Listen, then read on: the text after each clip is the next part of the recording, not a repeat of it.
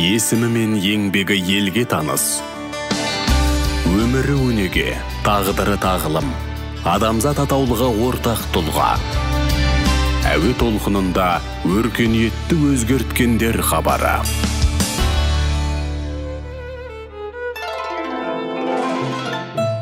Арма радио тыңдаушы, адамзат дамуына сүбелі үлес қосқан атақты ғалым, философ, астроном, медицина білгірі Ибн Сина жайлы бүгінгі хабарымызда айтамыз. Оның азан шақырып қойған есімі Әбу Әли Құсайын Ибн Абдалла Ибн Сина. Батыс елдері оны Авиценна деп атайды. Ибн Сина өзінен кейін мол мұра қалдырды. Ертедегі деректерге сүйенсек, ол 450-ден астам еңбек жазған, бірақ біздің заманымызға оның 240 еңбегі ғана жетті. Ол еңбектер поэзия мен философиядан бастап, геология және астрономиямен аяқталып, білімнің барлық саласына арналған. Ибн Сина үлкен атаққа дәрігер, ғалым және фармацевт ретінде ие болды. Ибн Сина 980 жылы Бұхара маңындағы Афшана ауылында дүниеге келген. 5 жастағы бала Құсайын ата-анасымен сол кездегі шығыстың ірі орталықтарының бірі Бұхара шаһарына көшіп барады. Ол оқуда өзінің сирек кездесетін қабілетімен ерекшеленді.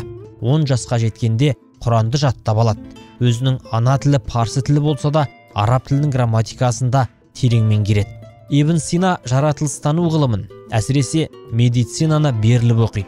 Өзі туралы ол: мен аз уақыт ішінде медицинада табысқа жеттім. Сол кездегі атақты дәрігерлер менен кеңес сұрап келе бастады. Ауруларға баратын болдым. Өзімнің алған тәжірибемнің нәтижесінде айтып жеткізе алмайтын. Маған сауықтыру қақпасы ашылды. Бұл кезде мен 16 жаста едім дейді. Ибн Синаның басынан өткізген оқиғалары шым-шытырық. Ол бірнеше рет қуғынға ұшырап, абақтыға жабылады.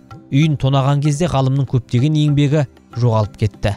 Кейбір жұмыстарын Ибн Сина ұзақ жол жүрген кезде ат үстінде отырып жазды. Өлімнің түйінін анықтауға талаптану, құпияны ашу, ауруды жеңіп шығу, адамдардың өмірін жеңілдету үшін барлық мүмкін болатын нәрсені жасау Ибн Синаның өмірлік кредосына айналды. Оның медицина бойынша жазған дәрігерлік ғылымның ережесі еңбегі ғалымның есімін дүние жүзіне әйгіледі. Өркениетті өзгерткендер. Дәрігерлік ғылымның ережесі грек, үнді және ортазиялық медицина білімін және тәжірибесін талдау, жүйелеуді ғана көрсеткен жоқ. Ибн Синаның қызметі дәрігерлік тактикаға жаңаша леп әкелді.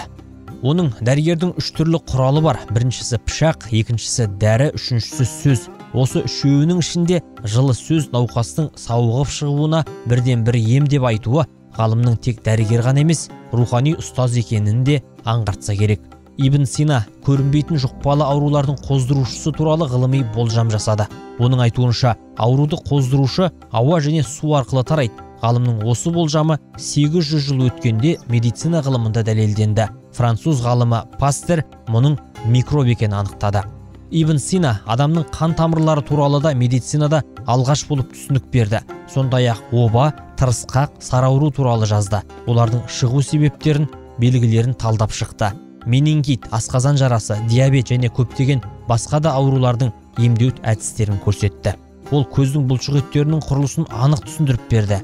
Бәрі оған дейін көз фонарик тәрізді, ерекше сәуле шашады деп ойлайтын. Олардың түсіндіруінше бұл сәулелер затқа шағылысып кері кетеді және кескін береді. Ал Ибн Сина көздің бұлағы хрусталь деген пікірді теріске шығарды. Заттың кескінделуі көз торы арқылы көрінеді деді ғалым. Дәрігерлік ғылымның ережесінде Ибн Сина ерекше назарды баланы тәрбиелеу мен тамақтандыруға, физикалық жаттығуларға аударады. Ибн Сина еңбегінің бағалы болғаны соншалық, ереже кітабы жарыққа шыққаннан кейін дүние жүзінің барлық елінде медицина энциклопедиясына айналды. 12 ғасырдың өзінде араб тілінен латын тіліне аударылып көптеген қолжазбамен тарады. 15 ғасырда кітап басып шығаруды ойлап тапқан соң, бірінші басылымның бірі болып Ибн Синаның ереже кітабы басылды. Ол Европада 40 рет қайта басылып шықты. Бұл жағынан ол христиандардың қасиетті кітабы Библиямен бәсекелесті. Орта Азияда осыдан 1000 жыл бұрын өмір сүрген ұлы ғалым, дәрігер Ибн Сина адамның танымдық қабілетін, рухани жетілуін көздеген заңғар тұлға ретінде адамзат дамуына зор үлесін қосты. Құрметті радио тыңдаушы, сіздер өркениетті өзгерткендер хабарынан атақты ғалым Ибн Сина туралы тыңдадыңыздар. Хабарды дайындаған Жанболат Шәкім, әуенмен әрлеп дыбысын қадағалаған Қайсар Тұрмағанбет. Сіздер Қазақ радиосынан өркениетті өзгерткендер хабарын тыңдадыңыздар.